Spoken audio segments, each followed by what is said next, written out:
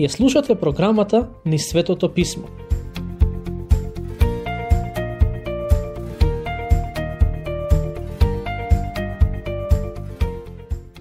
Добре дојдовте на ова проучување на посланието до Ефесјаните. Ке започнеме со обработка на последните 3 стихови од глава 4. И не оскрбувајте го Светиот Дух Божи со кој сте запечатени за денот на откупувањето. Во некои преводи, наместо оскрбувајте, се користи зборот ожалостувајте. Светиот Дух живее во секој вистински христијанин и тој е нашиот печат за денот на откупувањето. Но со оглед на тоа што е личност, Светиот Дух може да биде ожалостен. Како? Преку гревот. Ако верникот живее во грев, неговото заедништво со Духот ќе биде значително нарушено. Последниот стих ни се дадени неколку примери за тоа како може да се ожалости Духот.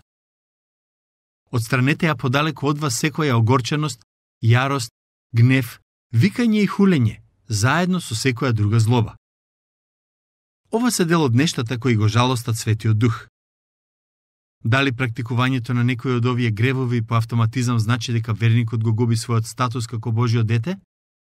Не ми се верува. Но тоа не значи дека овие гревови нема да имаат сериозни последици врз неговиот однос со Бог. Стих 32.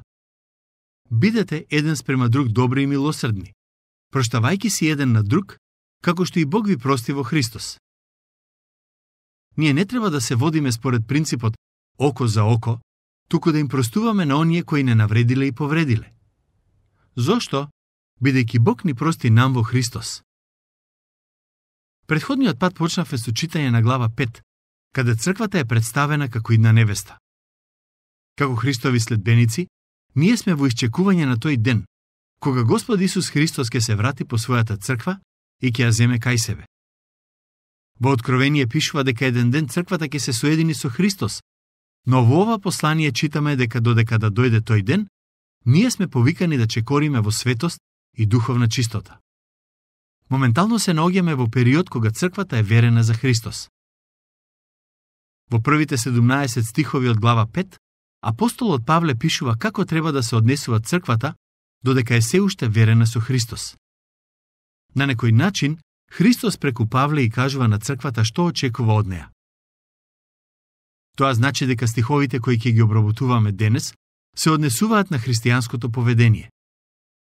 Ќе ве замолам да обрнете внимание на тоа што го кажувам, бидејќи овие нешта ќе ни помогнат да живееме свето и непорочно. Знам дека повикот кон светост не е лесен, но сакам да знаете дека е возможен поради присуството на Светиот Дух во нас. Претходниот пат ги прочитавме првите 2 стиха од глава 5, каде пишува дека сме повикани да живееме во љубов, следејќи го примерот на Христос кој не засака и се даде себе си за нас. Зборувајќи од старозаветна гледна точка, Христос беше совршеното јагне кое се даде за наш откуп. Крстот беше бронзениот жртвеник, каде тој беше принесен како жртва сепаленица. Тоа е она што Христос го направи за наш откуп и ослободување. Со оглед на тоа што Христос не ослободи, повикани сме да живееме во слобода од силата на гревот. Стихови 3 и 4. А блудство и секаква нечистота, или пак користољубивост, воопшто да не се спомнуваат меѓу вас, како што им прилега на светии. Ниту пак срамни и будалести зборови или двосмислени приказни, што се неприлични, туку само благодарност. Гревовите кои се опишани во овие стихови се гревови кои ги практикуваат оние кои не се во Христос. Павле им вели на Ефесјаните: вие избегнувајте ги тие нешта. Практикувањето на овие гревови, макар и за краток период, ќе резултира со сериозни последици во општењето со Светиот Дух. Кога станува збор за христијаните и гревот, мојот став е следниот. Ако грешите и тоа воопшто не ви пречи, можете да бидете сигурни дека не сте Божјо дете. Не знам дали може тоа да се каже на поедноставен начин. Ако сте сосема во ред со тоа да правите грев, тогаш вам ви е потребно спасението. Но ако во вашето срце има тага поради гревовите кои ги правите, мислам дека може да се каже дека сте Божјо дете. Оној кој е во Христос нема да биде рамнодушен ако ги прави гревовите кои ги прочитавме. За некоја минута ќе кажам по збор два за секој од тие гревови.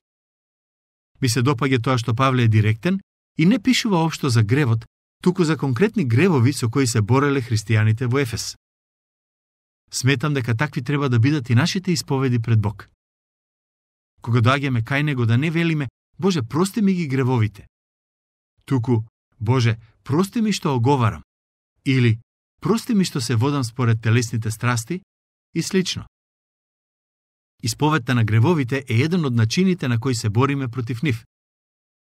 Но пред да размислуваме за гревовите за кои пишува апостолот Павле, сакам да ви прочитам еден цитат од Фенелон.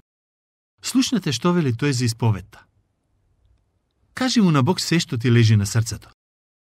Ако го направиш тоа, ќе доживееш олеснување. Кажи му ги своите неволји за да те утеши. Кажи му ги своите радости за да те отрезни. Кажи му ги твоите копнежи за да ги прочисти. Кажи му што не ти се допаѓа за да ти даде начин да се справиш со тие нешта. Зборувај со него за своите искушенија и побарај да те чува од нив. Покажи му ги раните на срцето за да ги исцели. Зборувај со него за твојата рамнодушност, за склоноста да правиш зло, за твојата духовна нестабилност. Кажи му дека гордоста е проблем со кој често се соочуваш и кој му штети на твоето општање со другите. Ако си отворен да разговараш со Бог за проблемите на твоето срце, секогаш ќе имаш што да кажеш пред Него, бидејќи овие гревови се секојдневна борба за секој од нас. Како што секој од нас има пријател пред кого може да биде отворен, така треба да бидеме отворени и кон нашиот Создател. Блажени се оние кои ќе изградат такво заедништво со Бог, бидејќи тие ќе го доживеат неговото силно дејство кое води кон промена. Според мене, тоа е една од најголемите потреби на христијаните. Дојдете кај Бог и во молитва отворете го своето срце пред Него. Знам дека некои од гревовите кои ги прават христијаните се навистина шокантни. Долги години работев како пастор и верувајте ми дека имам видено секаков вид однесување од страна на оние кои исповедаат вера во Христос. Не го оправдувам тоа, но сакам да знаете дека покајанието и исповедта се патот назад кон Бог. Еве ги сега гревовите кои се спомнати во стиховите што ги прочитавме. Блудство. За жал, денес живееме во време во кое зборот блудство речи си и да не се користи. А причината за тоа е фактот што луѓето се повеќе практикуваат сексуални гревови и истите ги нарекуваат слободен избор. Кога Бог предупредува против блудство, тоа се однесува на каков бил сексуален однос кој се извршува вон контекстот на бракот. Од постоењето на црквата, па се до средината на 20 век, на сексуалните гревови вон бракот се гледаше многу сериозно. А денес, нештата се многу поинакви. Многу добар пример за тоа е порнографијата, која е широко распространета на интернет. Во минатото самиот сексуален однос на две личности вон бракот се сметал за блуд, а денес не само што луѓето го прават тоа, туку и го снимаат и истите снимки ги прават достапни за секој да ги гледа. Тоа се вредностите на денешниот свет. Тоа не е слободен избор, тоа е блудство. И Бог се противи на оние кои го практикуваат тој грев, како и на оние кои ги поддржуваат тие луѓе. Во однос на блудството, сакам да знаете дека не можете да бидете Божјо дете и истовремено да практикувате блудство. Самото тоа што некој може да западне во блудство и да го практикува тој грев подолг период, за мене е добар знак дека таа личност го нема Светиот Дух во себе. Павле потоа пишува и за нечистота, а тоа се однесува на секаков вид неморално однесување. Следно, апостолот ги предупредува христијаните против користолюбие. Во некои преводи од Новиот Завет, наместо користолюбие е употребен зборот алчност или лакомост, и мислам дека тоа е подобар превод на изворниот грчки збор. Алчноста е исто така грев кој е широко распространет помеѓу луѓето. Голем дел од нив сакаат да имаат што повеќе пари, со цел да се чувствуваат подобри од другите. Водејќи се од таа желба, некои луѓе не бираат средства за да дојдат до повеќе богатство. Алчните луѓе се личности кои прават се што можат за да се збогатат, и тоа го прават од себични причини. Некои од нив сакаат да имаат повеќе пари, за да ги штедат и да се фалат со нив. Други, за да ги трошат и да покажат дека можат да купат се што сакаат, или да прошетаат каде сакаат и слично. Но алчноста може да се однесува и на други нешта, не само на пари. Например, некој може да биде алчен за добивање некоја работна позиција, бидејќи таа позиција носи посебен статус во општеството. Такви желби и склоности не треба да има кај оние кои се во Христос. Павле им вели на ефесијаните, такви нешта не треба да се спомнуваат помеѓу вас. Што значи тоа? Дека не треба воопшто да зборуваме за овие нешта? Не. Туку дека тие гревови не треба ниту во најмала мера да бидат дел од сведоштвото на христијаните. Следни се срамните зборови. Тоа се однесува на начин на зборување кој е двосмислен и ги деградира другите луѓе. Потоа Павле предупредува и против будалестите зборови. Според мене, фразата «будалести зборови» се однесува на ситуации во кои грешниците се фалат со своите гревови. Кај младите тоа често се случува кога се фалат колку алкохол испиле во текот на викендот и дека биле толку пијани што некој морал да ги носи дома. Тоа се будалести зборови. Следни се двосмислените зборови. Моje лично убедување е дека генерално гледано, хуморот не е забранет во Библијата. Но хуморот кој е двосмислен е забранет. Ако имате проблем со ваков вид на зборови, побарајте од Бог да ви помогне да го контролирате вашиот јазик. Наместо да користат срамни, будалести и двосмислени зборови, апостолот Павле им вели на христијаните да му благодарат на Бог. Такви треба да бидат разговорите во кои се вклучени христијаните. Прашањето кое секој Христов следбеник треба да си го постави во контекст на овие стихови е: пошто ме знаат луѓето со кои секојдневно доаѓам во контакт? Дали ме знаат како човек кој кажува двосмислени шеги, некој кој постојано се жали за се што се случува, или како личност која благодари на Бог? Верувајте ми, вие го градите вашето сведоштво пред другите преку вашите зборови. Затоа, бидете внимателни што зборувате пред нив. Ако имате проблем со контролирањето на вашиот јазик, не заборавајте дека во секое време ви е достапна помошта на Светиот Дух. Стих 5. Зашто ова треба да го знаете? Дека ниеден блудник, или нечист, или користолюбец, кој е идолопоклоник, нема дел во царството на Христос и Бог. Апостолот Павле дава многу логичен заклучок на сето тоа што досега го пишуваше во глава 5. Заклучокот е: секој кој ги практикува овие гревови, нема дел во царството на Христос и Бог. Оној кој се води според телесните желби и не живее според водството на Духот, не може да се нарече Божјо дете или да каже дека има блиско заедништво и длабока вера во Господ Исус Христос. Верата во Бог и животот во грев не можат истовремено да обстојуваат во срцето на човекот. Ако практикувате некој од овие гревови и не се каете за истиот, сакам да знаете дека сте тргнале на патот кон вечна пропаст. Потребно ви е Божјото простување и спасение. Без разлика дали исповедате вера во Бог, ако живеете во грев, самото тоа е добар доказ дека не верувате. Стихови 6 и 7.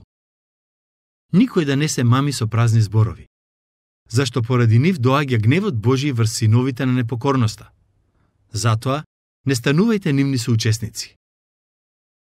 Со други зборови, апостолот Павле вели: со оглед на тоа што Божиот гнев доаѓа врз синовите на непокорноста, односно оние кои ги практикуваат гревовите за кои ви пишувам, тоа подразбира дека Божиите деца не смеат да учествуваат во тие дела на темнината.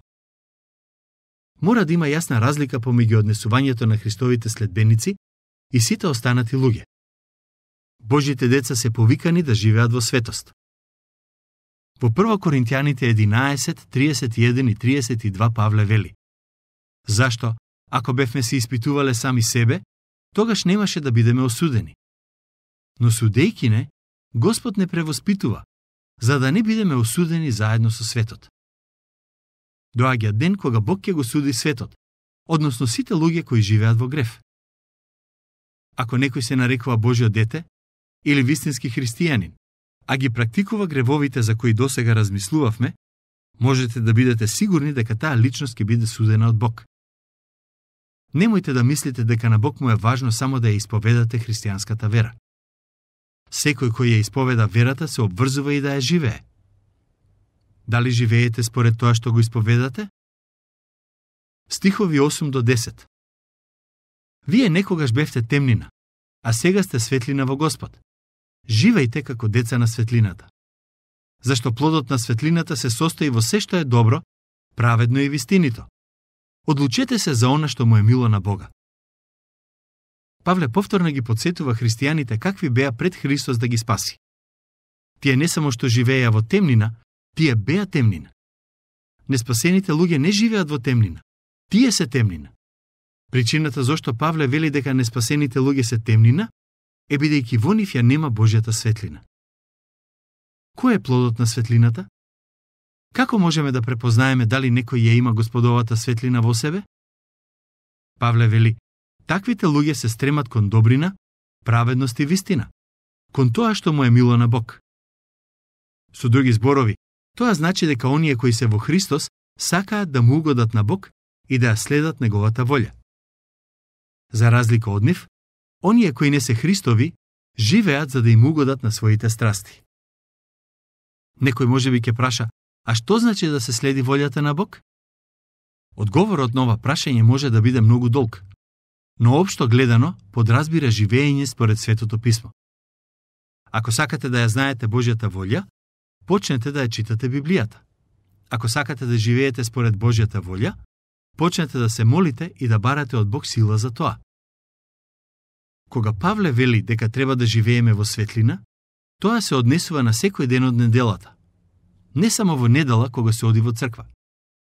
Бог не повикува да живееме во светлина 24/7.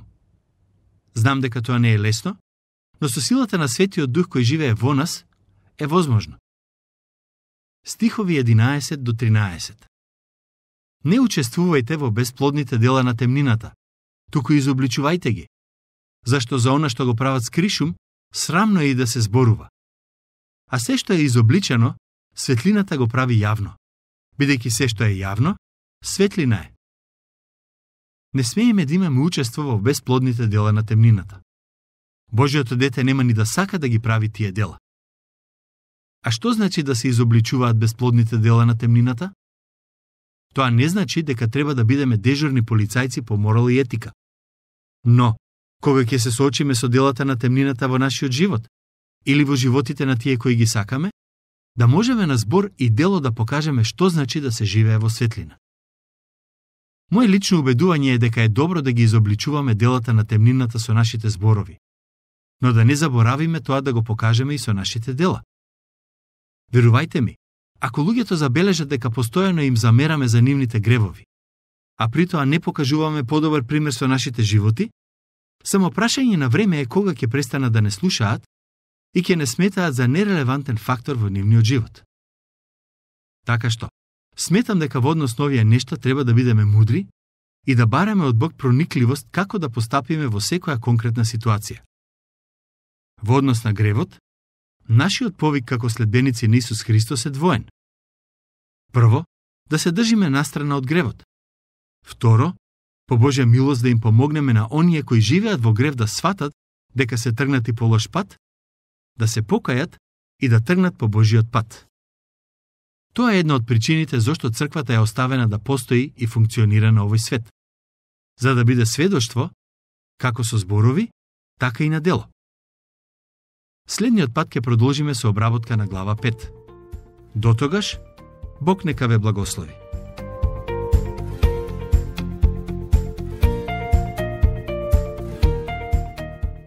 Слушнавте емисија од програмата Ни Светото Писмо. Можете да не слушате и преку мобилна апликација на нашиот YouTube канал и на сите познати подкаст платформи, како што се Google, Apple и Spotify. Ако ви се допаѓаат нашите програми, споделете ги и препорачајте ги на вашите пријатели. Бидете слободни да оставите свој коментар или да ни пишете на нашата имейл адреса nissvetotopismo@gmail.com. Следете ги нашите страни Низ Светото Писмо Македонија на Facebook и Instagram. Емисиите од оваа серија можете да ги најдете и на нашата веб страна ttb.twr.org.